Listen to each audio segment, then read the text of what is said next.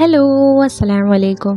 Welcome to stories of ബാത്തി. എൻ്റെ എല്ലാ വ്യൂവേഴ്സിനും പുതുവത്സരാശംസകൾ. 2025 നിങ്ങളുടെ ജീവിതത്തിൽ ഒരുപാട് സന്തോഷങ്ങൾ ഉണ്ടാവട്ടെ എന്നും മനസ്സിലുള്ള ആഗ്രഹങ്ങളെല്ലാം സഫലമാക്കാൻ പറ്റുന്ന ഒരു വർഷമായി തീരട്ടെ എന്നും ഞാൻ ആശംസിക്കുകയാണ്. ഒരു ന്യൂ ഇയർ വ്ലോഗ് ചെയ്യണമെന്ന പ്ലാൻ ഉണ്ടായിരുന്നെങ്കിലും ചെയ്യാൻ കഴിഞ്ഞില്ല. പുതുവർഷ തലേന്നെടുത്ത കുറച്ച് റാൻഡം ക്ലിപ്സാണിത്. എൻ്റെ ഈ ഫാമിലിയെ ന്യൂ ഇയർ വിഷ് ചെയ്യാൻ വേണ്ടി ഒരു വീഡിയോ ആക്കാമെന്ന് കരുതി. രാവിലെ വെറുതെ ഒന്ന് മുറ്റത്തേക്ക് ഇറങ്ങിയതാണ്. ഈ ചെടി ഞങ്ങളുടെ വീട്ടിലാണ് നിൽക്കുന്നതെങ്കിലും ഇതിൻ്റെ പൂക്കൾ മുഴുവൻ അടുത്ത വീട്ടിലേക്കാണ് ചാഞ്ഞിരിക്കുന്നത്.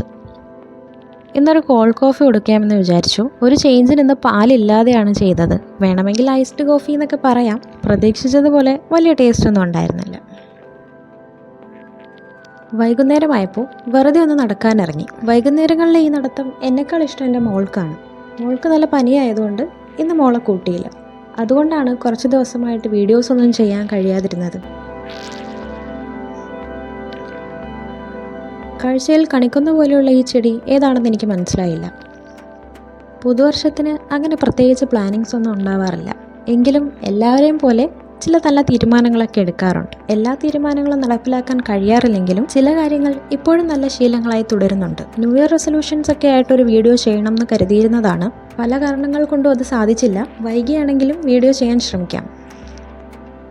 രാത്രിയായപ്പോൾ ഞങ്ങളെല്ലാവരും കൂടി കൊല്ലം ബീച്ചിൽ പോയിരുന്നു. കുറച്ചു കാലത്തിന് ശേഷമായിരുന്നു തോന്നുന്നു ഞാൻ കൊല്ലം ബീച്ചിൽ പോകുന്നത്. കൊല്ലത്തെനിക്ക് ഏറ്റവും ഇഷ്ടം താന്നി ബീച്ചിൽ പോകാനാണ്. ഒറ്റയ്ക്കായാൽ പോലും അവിടെ സമയം ചെലവഴിക്കാമെന്ന് എനിക്ക് തോന്നിയിട്ടുണ്ട്. ക്രിസ്മസ് കഴിഞ്ഞെങ്കിലും അതിൻ്റെ ആംബിയൻസ് ഇപ്പോഴും മാറിയിട്ടില്ല. അതുകൊണ്ട് സാൻഡയും പുൽക്കൂടുകളും ഒക്കെ കണ്ടിട്ട് ബീച്ചിലേക്ക് പോകാമെന്ന് കരുതി.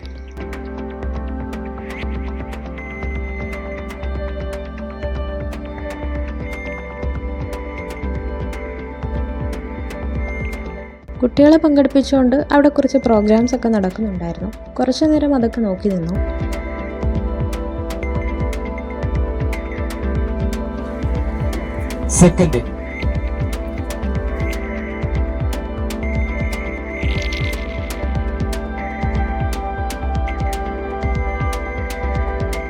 ഈ ഒരു മണ്ഡപത്തിൽ വെച്ചാണ് ഇവിടുത്തെ ഗാനമേള തുടങ്ങിയ പ്രോഗ്രാംസ് ഒക്കെ സംഘടിപ്പിക്കാറുള്ളത്.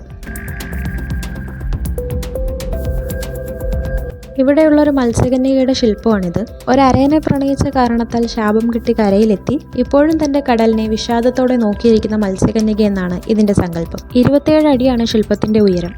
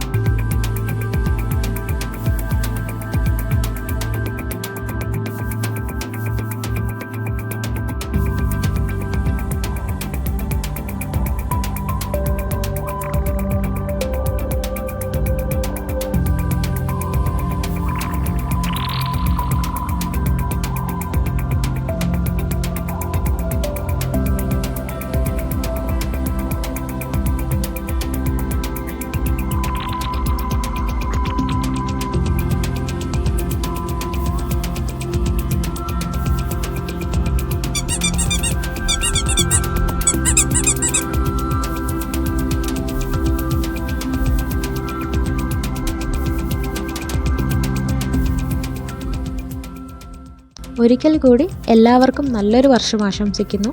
വീഡിയോ ഇഷ്ടമായാൽ ലൈക്ക് ചെയ്യാനും സബ്സ്ക്രൈബ് ചെയ്യാനും മറക്കണ്ട. Thank you for watching.